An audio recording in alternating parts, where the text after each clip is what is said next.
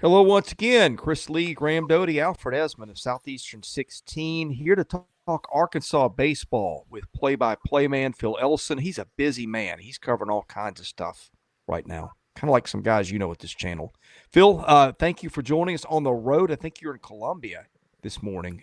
We appreciate your time on a busy time for you. Sure, yeah, it's crossover season, just like anybody that's in college Yeah, sports, you know what that means. It's two, at least two teams, sometimes three or four in some cases. yeah. Um, so yeah, but I'm happy to come on. Well, let's start with your general thoughts on the Razorbacks. They're 4-0 as we do this, having beaten Washington State 4 games in a row. Pitching's been great as we expected. Some of the offensive things we expected also there. But I wanted to get your thoughts on what you've seen from the Razorbacks through 4 games.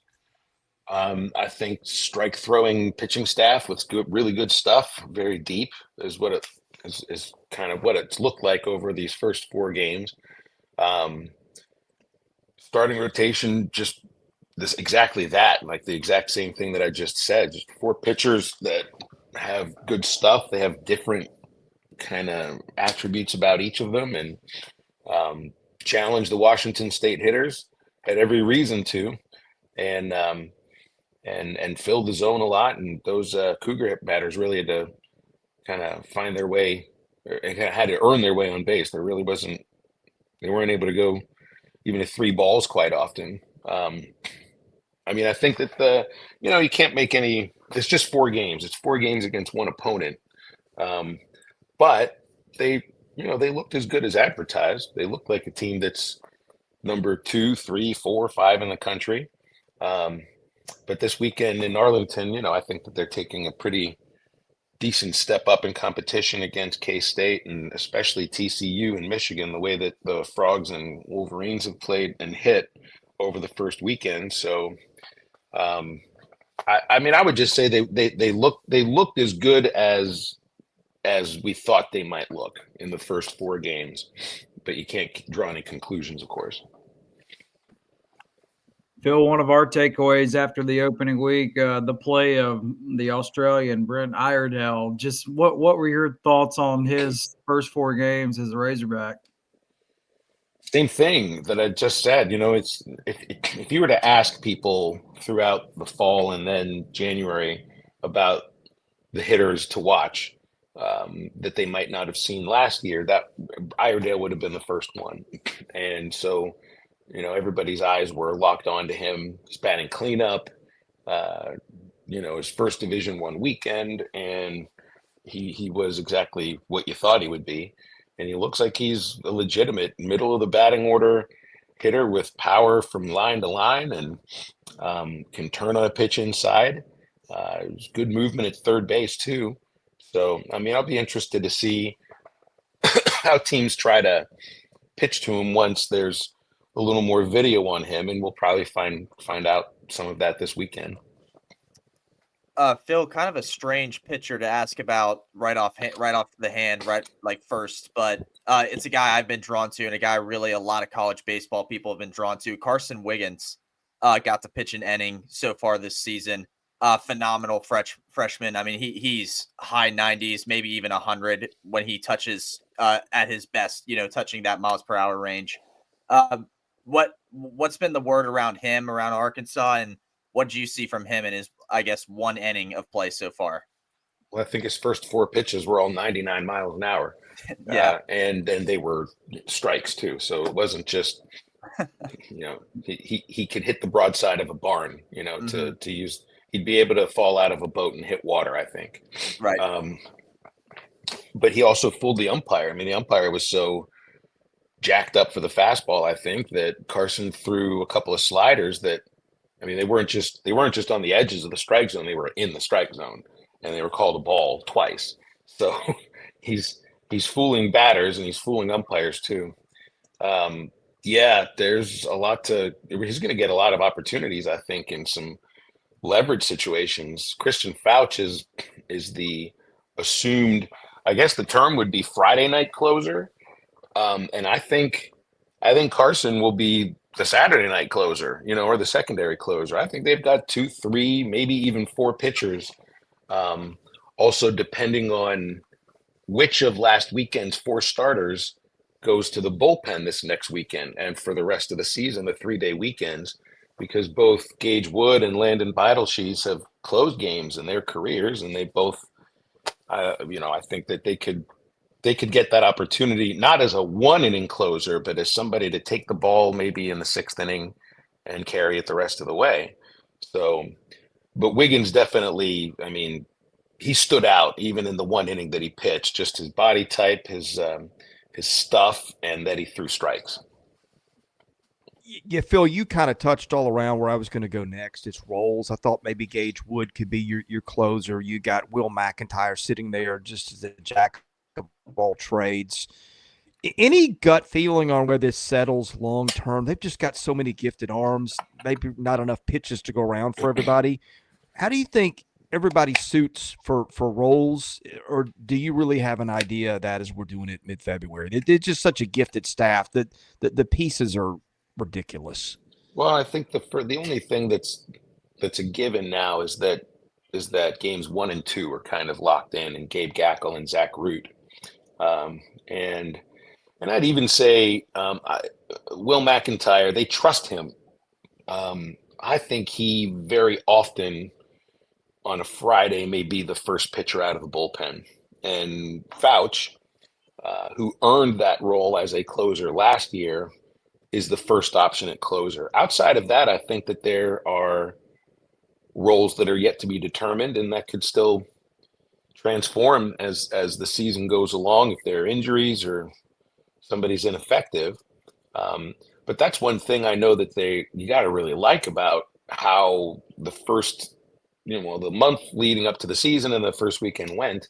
Nobody won any jobs by default because somebody wasn't throwing strikes or not pitching well. It's all a matter of, this is a staff that really worked very well in the lead up to the spring, and nobody got any reason to say, well, we can't trust that guy this next weekend based on what they did against Washington State. So, McIntyre can fill any role. He's closed. He's been long relief. He's been short relief. He's been a starter on a weekend sometimes. He's been a starter in a midweek sometimes.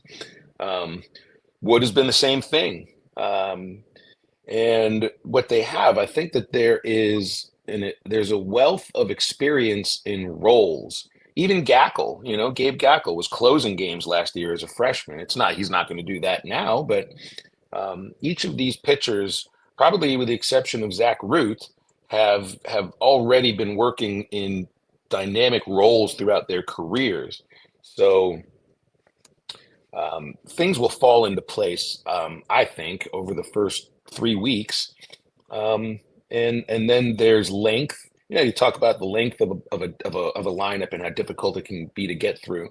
There's length in terms of they could, if they needed to, have a professional style starting rotation of 5 to 6 pitchers. There's that many guys who've been successful as starters. You could even count Aiden Jimenez, who would have been a starter last year at Oregon State and is coming back earlier than they would have expected this year. The bullpen is long. They've got lefties, they've got righties. It's just there's the depth is the thing that stands out, and I think the depth of experience in some cases stands out too. Small sample size, still a long way to go, but how do you see second base shaking out between Souza and Kozeal? Well, they're also both versatile athletes that can play somewhere else. We saw Nolan can play third base. They've talked about him in the outfield. They've talked about him as a DH.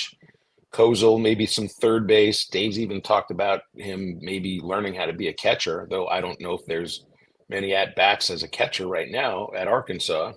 But they're both going to have to hit. That's what it's going to come into. They're both left-handed hitters. So it isn't really just a matter of mixing and matching. Either one of them has to hit in order to take that position. And Souza still, I think, looked a little bit like he was swinging at the pitcher's pitch the first weekend. That happened a lot last year. Just kind of couldn't lay off changeups, even if I think he might have known it was coming. And Kozeal looked pretty good. He didn't really have a great fall or January, but that doesn't mean he's not going to hit when it comes to game time right now, and he did last weekend. So that'll be an interesting thing to pay attention to this next weekend. One bat besides Iredale that's been working well, Phil, is Kozeal Aloy's bat. That's not the Aloy I guess Arkansas fans are used to. It's the newer one, obviously, from BYU. But what have you seen out of him that you've liked? Doesn't get cheated when he swings, that's for sure. I bet you he starts every time a left-handed pitcher starts for now, and will get late inning pinch hit chances against the lefty. Yeah, he's going to hit. You can see it. He's got a powerful swing. I'm not sure about a position for him right now, so I think he's probably a designated hitter first and foremost, and a pinch hitter. But he was a pitcher at BYU. He went to BYU to pitch, and then after the fall, he was told when he came back, well, there were some things that happened. We want you to hit instead. So then he hit and did well as a freshman in the Big 12. So he's still kind of, I wouldn't say like new to hitting. It's just, he's really just been focused on hitting in college for a little bit over a year. And I think there's a lot there to work with Kozeal. Yeah, he's also, I've got two for you here. One is a follow-up on that. He's also got my favorite bio note I've seen. The Arkansas website says he can hit a golf ball 400 yards. Is that true? I'd never seen him hit a golf ball, but if we're just going to base upon how far the baseball travels and how hard it comes off his bat, that tracks. I think he may consistently have the highest exit speed during batting practice. So, that goes along with not getting cheated, but I think he's really strong.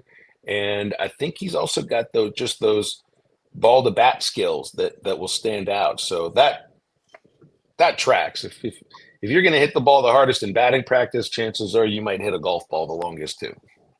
Man. Well, let's talk about his brother and also Ryder Hefrick. Both those guys had big summers, particularly in the power department in the Cape last year. How have you seen that translate to games? Well, with Weihiwa, you don't have to worry about it with him. He's so strong, and his bat speed is so fast. But you notice it at first. He's a little closer to the plate, and he's a little quieter at the plate too. The exact same with Ryder. No kick any longer. Maybe a little bit different approach on two strikes. But both of those guys are strong and athletic, and the power's there. It's just I think with Ryder, he just needs more at bats and to wait for his pitch. And I think the same for Weihiwa, but it's obvious with Weihiwa. I mean, the last 2 years, he's going to hit for power no matter where he is, and almost no matter what his swing looks like. But it looks a little bit quicker, and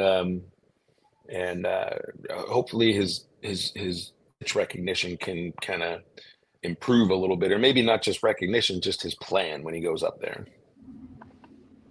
So this weekend will be the one and only time in the non-con that Arkansas is on the road. What are you looking forward to the most this coming weekend in Arlington?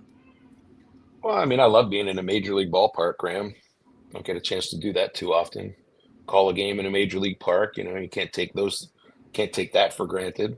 The crowds that we draw there stand out. The Razorbacks have a presence in the DFW Metroplex and have for a long, long time.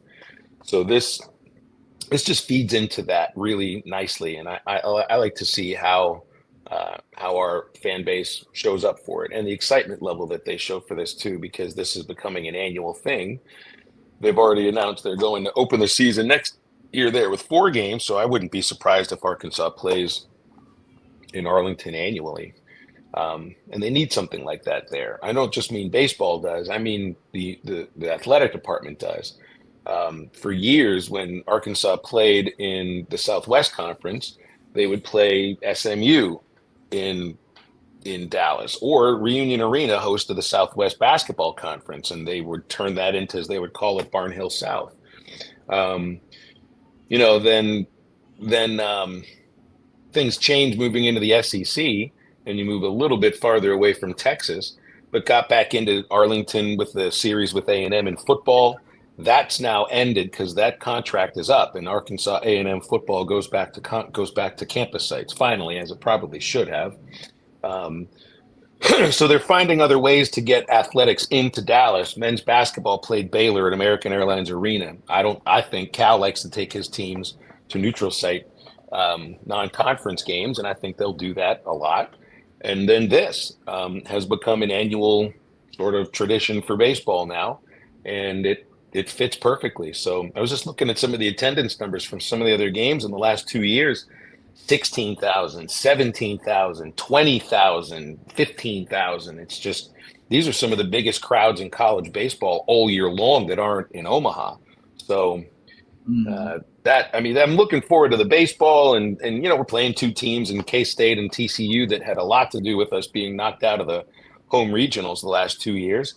And we had a real close shave with Michigan last year. And so I'm always looking forward to that. But there's going to Dallas area for Razorback athletics, to me is a thing that stands out, and the crowds are a major thing. Phil, another player we haven't touched on yet is Kendall Diggs. He's had a slow start to the year, but obviously he's coming back from that labrum injury he had a season ago. Once he gets more back up to speed, do you think that's going to help him a lot, and how much can he help this team once that happens?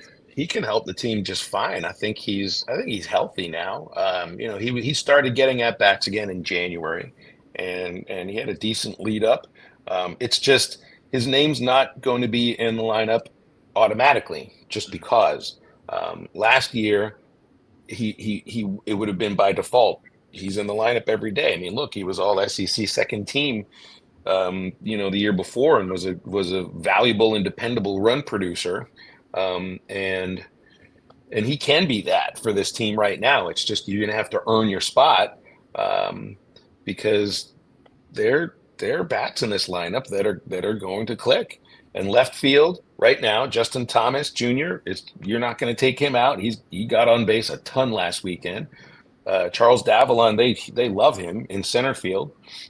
So right field is the place, and maybe first base as well for Diggs, because you have to hit if you're going to be a first baseman.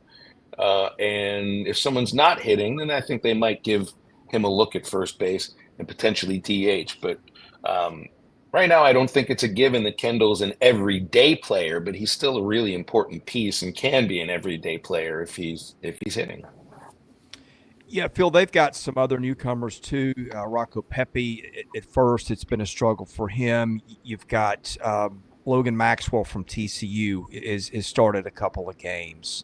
Charles Davalon started all 4 games. It feels like between him, we had the Kozeal, Souza discussion earlier. It feels like maybe 11, 12 guys for 9 spots, and that's just something that we spend the next 3 weeks seeing how it plays out to going into SEC play, or how do you see those battles settling? Well, so the battles are mostly right now, I think, second base.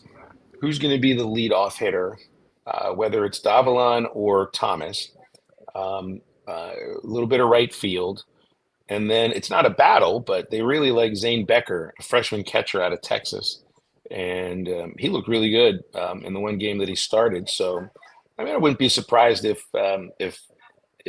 he gets a few chances here and there to give Ryder Hefrick a little rest every once in a while. But in terms of center field, that's still a little bit of a new position for Davalon. So he's going to, I think he's going to be fine there. He plays with a lot of energy. He's put on a lot of muscle. But he kind of won center field, not by default, just by the idea that he hit enough and is fast enough that he can learn center field. And maybe last weekend showed a few aspects of playing the position that he can improve upon. Probably communication and aggression is at the top of that list. Otherwise, you can see a switch between Thomas and Davalon in center field and left field. I don't think that would mean Davalon would come out of the lineup, because he seems like he could be a pretty dynamic hitter. Through the first 4, did anything surprise you, or did it kind of shake out the way that you thought it would? Well, I mean, they almost lost the first game, so that was a surprise. but that can happen, especially a first game. And maybe there were some nerves or jitters or whatever. And it was cold. It was cold. Yeah, it was. But they also took advantage of a pitcher that wasn't throwing strikes in the 10th inning, and you got to do that in college baseball. I mean, that's how you're going to come from behind quite often late in games. I wouldn't say anything was surprising necessarily. It just, I think the weekend went sort of the way that you'd hoped it would. Like, I mean, it's great if you can beat a team 29-2, but what are we really doing here? With that. I mean, I get it. You schedule teams, you play them, you beat the crap out of them if you can. But all it does is pad stats. And this last weekend, I think we saw real competition. Phil, one final one on the way out. We've covered a lot of ground here, just about every aspect of the roster. Any storylines of note that we didn't get to? Not really. I mean, the what they want to be as an offensive club is a team that can hit it over your head, but can also manufacture a run by depending on who's on base and utilizing your strengths. I saw that this last weekend. They're going to be aggressive on the bases, more so than they were before.